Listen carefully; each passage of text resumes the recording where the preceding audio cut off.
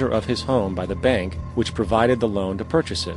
His argument was that the mortgage contract required both parties, being he and the bank, each put up a legitimate form of property for the exchange.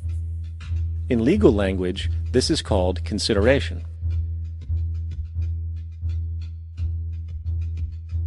Mr. Daly explained that the money was, in fact, not the property of the bank, for it was created out of nothing as soon as the loan agreement was signed. Remember what modern money mechanics stated about loans? What they do when they make loans is to accept promissory notes in exchange for credits. Reserves are unchanged by the loan transactions, but deposit credits constitute new additions to the total deposits of the banking system. In other words, the money doesn't come out of their existing assets. The bank is simply inventing it, putting up nothing of its own, except for a theoretical liability on paper. As the court case progressed, the bank's president, Mr. Morgan, took the stand, and in the judge's personal memorandum, he recalled that the plaintiff, bank's president, admitted that, in combination with the Federal Reserve Bank, did create the money and credit upon its books by bookkeeping entry. The money and credit first came into existence when they created it. Mr. Morgan admitted that no United States law or statute existed which gave him the right to do this. A lawful consideration must exist and be tendered to support the note. The jury found that there was no lawful consideration, and I agree. He also poetically added, "Only God can create something of value out of nothing." And upon this revelation, the court rejected the bank's claim for foreclosure, and Daly kept his home. The implications of this court decision are immense. For every time you borrow money from a bank, whether it is a mortgage loan or a credit card charge, the money given to you is not only counterfeit, it is an illegitimate form of consideration, and hence voids the contract to repay, for the bank never had the money as property to begin with. Unfortunately, such legal realizations are suppressed and ignored, and the game of perpetual wealth transfer and perpetual debt continues. And this brings us to the ultimate question: why?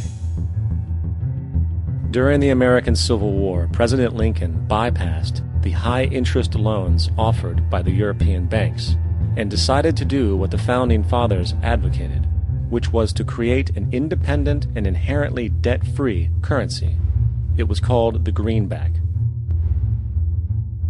Shortly after this measure was taken, an internal document circulated between private British and American banking interests stated, "Slavery is but the owning of labor, and carries with it the care of laborers, while the European plan is that capital shall control labor by controlling wages. This can be done by controlling the money. It will not do to allow the greenback, as we cannot control that."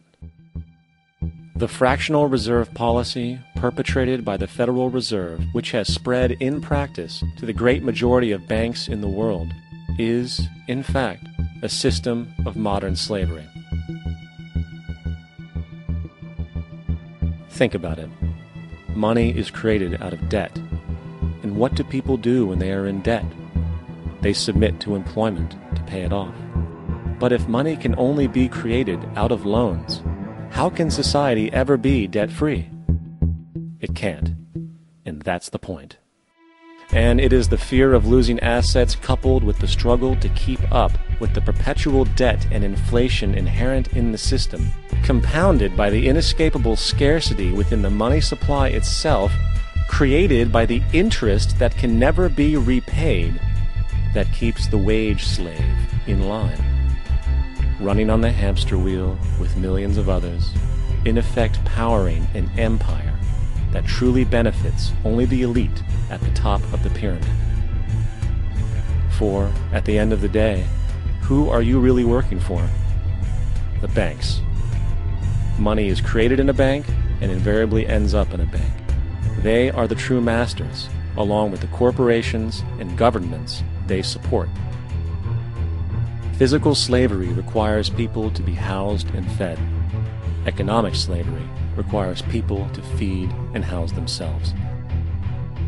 It is one of the most ingenious scams for social manipulation ever created, and at its core, it is an invisible war against the population.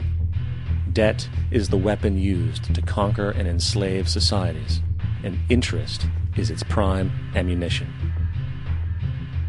And as the majority walks around oblivious to this reality, the banks, in collusion with governments and corporations, continue to perfect and expand their tactics of economic warfare, spawning new bases, such as the World Bank and International Monetary Fund, while also inventing a new type of soldier, the birth of the economic hitman.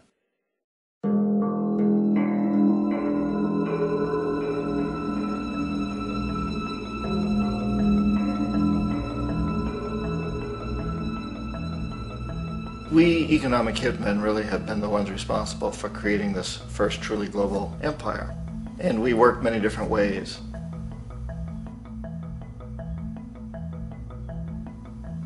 But perhaps the most common is that we will identify a country that has resources our corporations covet, like oil, and then arrange a huge loan to that country from the World Bank or one of its sister organizations. But the money never actually goes to the country. Instead, it goes to our big corporations to build infrastructure projects in that country, power plants, industrial parks, ports, things that benefit a few rich people in that country, in addition to our corporations, but really don't help the majority of the people at all. However, those people, the whole country is left holding a huge debt. It's such a big debt they can't repay it, and that's part of the plan, that they can't repay it. And so at some point, we economic hitmen go back to them and say, listen, you owe us a lot of money, can't pay your debt, so sell your oil real cheap to our oil companies. Allow us to build a military base in your country, or send troops in support of ours to someplace in the world like Iraq, or vote with us on the next UN vote. To have their electric utility company privatized and their water and sewage system privatized and sold to U.S. corporations or other multinational corporations. So there was that whole mushrooming thing, and it's so typical of the way the IMF and the World Bank work, that you put a country in debt, and it's such a big debt it can't pay it, and then you offer to refinance that debt and pay even more interest. And you demand this quid pro quo, which you call a conditionality or good governance, which means basically that they've got to sell off their resources, including many of their social services, their utility companies, their school systems sometimes, their penal systems, their insurance systems, to foreign corporations. So it's a double, triple, quadruple whammy. The precedent for economic hitmen really began back in the early 50s when democratically elected Mossadegh, who was elected in Iran. He was considered to be the hope for democracy in the Middle East and around the world. He was Time Magazine's Man of the Year. But one of the things that he'd run on and began to implement was the idea that foreign oil companies needed to pay the Iranian people a lot more for the oil that they were taking out of Iran. The Iranian people should benefit from their own oil. Strange policy. We didn't like that, of course. But we were afraid to do what we normally were doing, which was to send in the military. Instead, we sent in one CIA agent, Kermit Roosevelt, Teddy Roosevelt's relative.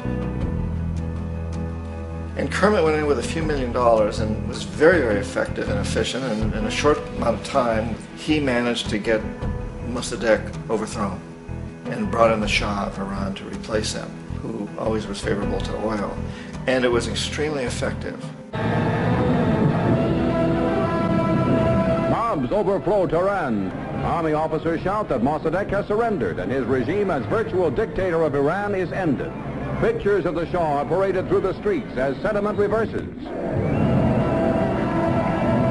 The Shah is welcomed home. So back here in the United States, in Washington, people looked around and said, wow, that was easy and cheap.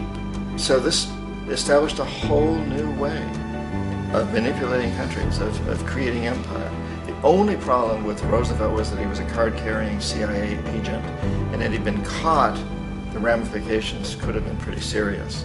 So very quickly at that point, the decision was made to use private consultants to channel the money through the World Bank or the IMF or one of the other such agencies, to bring in people like me who worked for private companies, so that if we got caught, there would be no governmental ramifications.